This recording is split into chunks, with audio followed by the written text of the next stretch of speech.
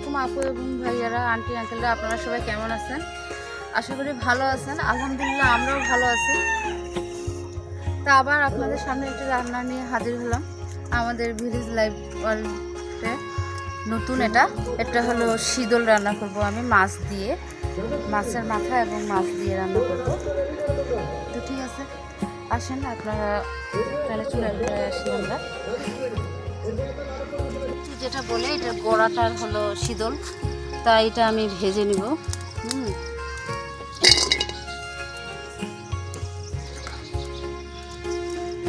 কচুরও হয়, কিন্তু এটা হলো মান কচুর গোড়া একদম মুড়া যেটা বলে সেটার।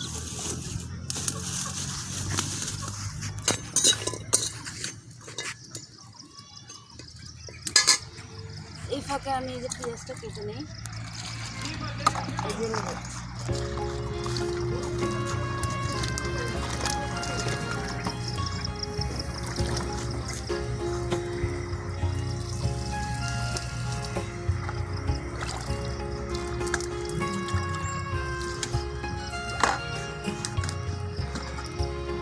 আর এই যে এই মাছ করবো,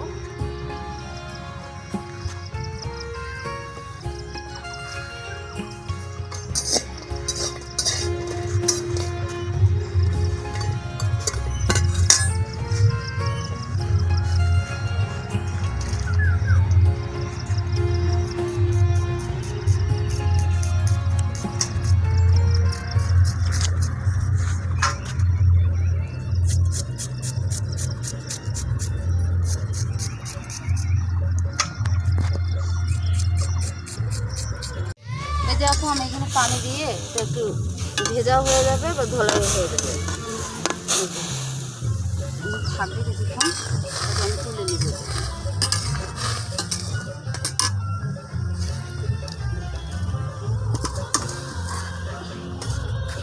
এই শীতলের কিন্তু আপনার ভর্তাটাও ভালো লাগে।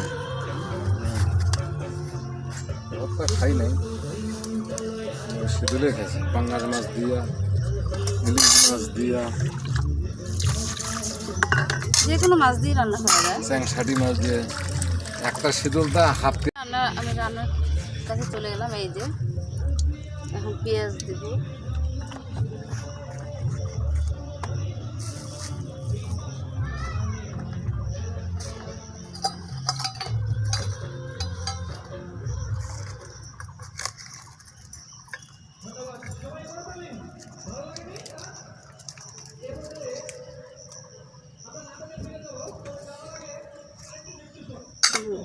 এই যে তেজপাতা এবং শুকনো মরিচ দিলাম,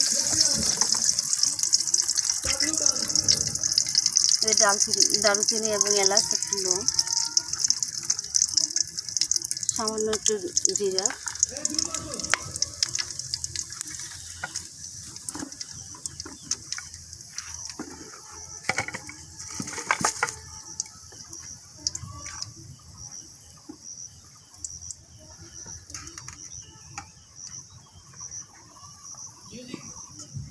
এই যে এখন দিয়ে পেঁয়াজ,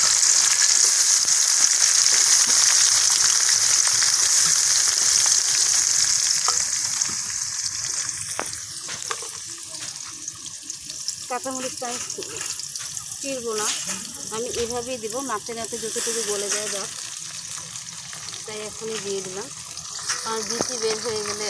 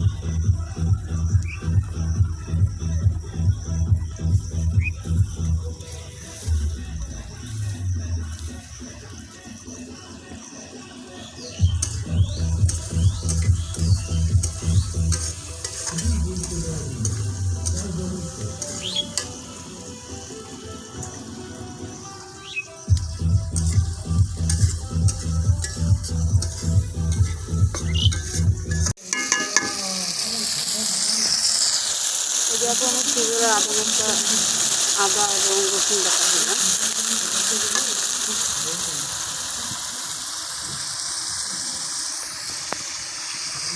লবণ, মাছে আমার লবণ দেওয়া আছে, এই জন্য অল্প দিলাম। হলুদ, সিঁদুরে একটু মরিচ বেশি লাগে, তাই মরিচটা একটু দিলাম।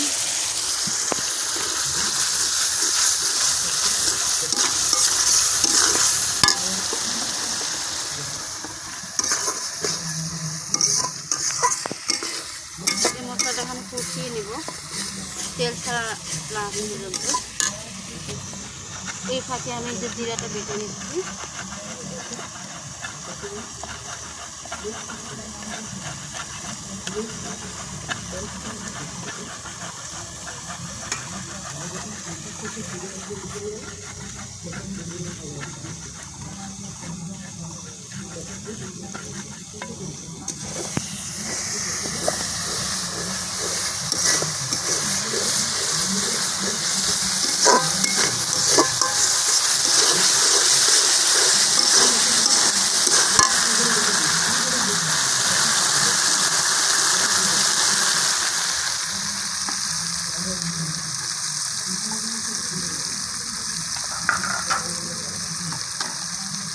যেহেতু এটা কষাবো আমি, তাই আমি জিরাটা এখনই দিয়ে দিচ্ছি।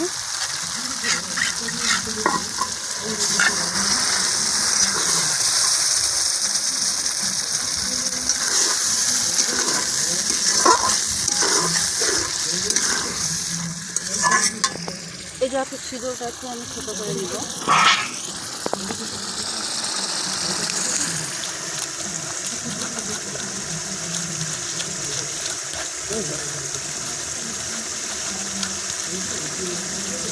যেহেতু এটা যে ভাজা হচ্ছে একটু শক্ত আছে,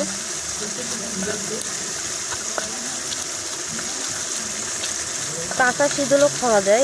একদিন এটার রেসিপি দিব, একদম টাটকা করে, টাটকাই রান্না মাছ দিয়ে। এই মশলা কষানোর উপরে এবং সিঁদুর কষানোতেই আপনার এটার টেস্ট আসবে, তাই এটাই বেশি করে কষাতে হবে।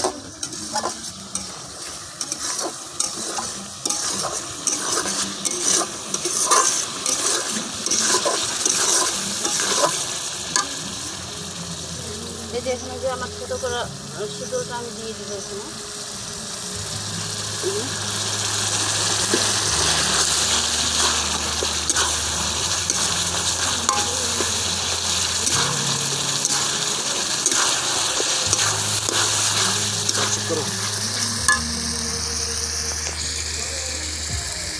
পুরো আমার মাছ প্রসেস করা ছিল, তাই আমি মাছগুলো এভাবে দিয়ে দিচ্ছি।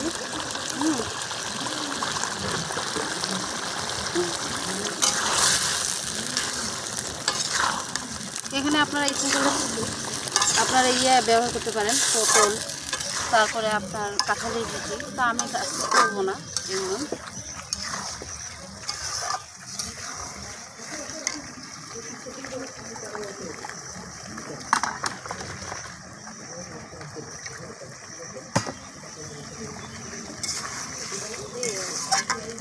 এটা আমি করবো, করতে করতেই হয়ে যাবে।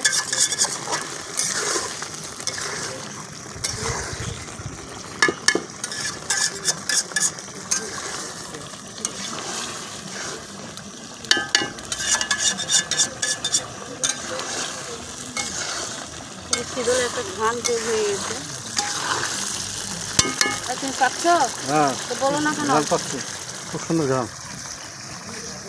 তো আপুরা বলবে যে আমি শুধু বলতেছি আমার রান্না, তাই না, ঘ্রাণ পাচ্ছি। আপুরা নাই দূরে আছে, তুমি তো কাছে আছো।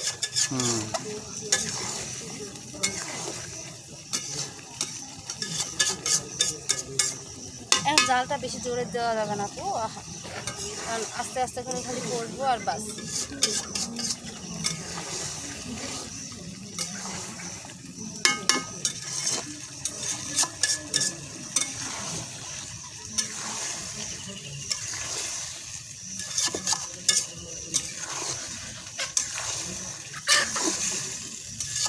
মাছগুলোকে তুলে রাখা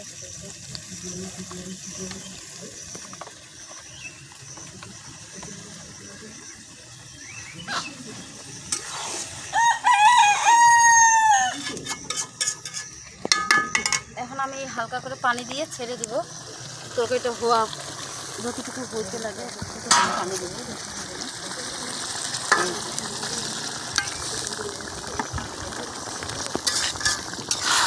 তারপরে এটা পানিটা কষানো শুকায় যাওয়ার পর কষিয়ে তখন নামাই নেব।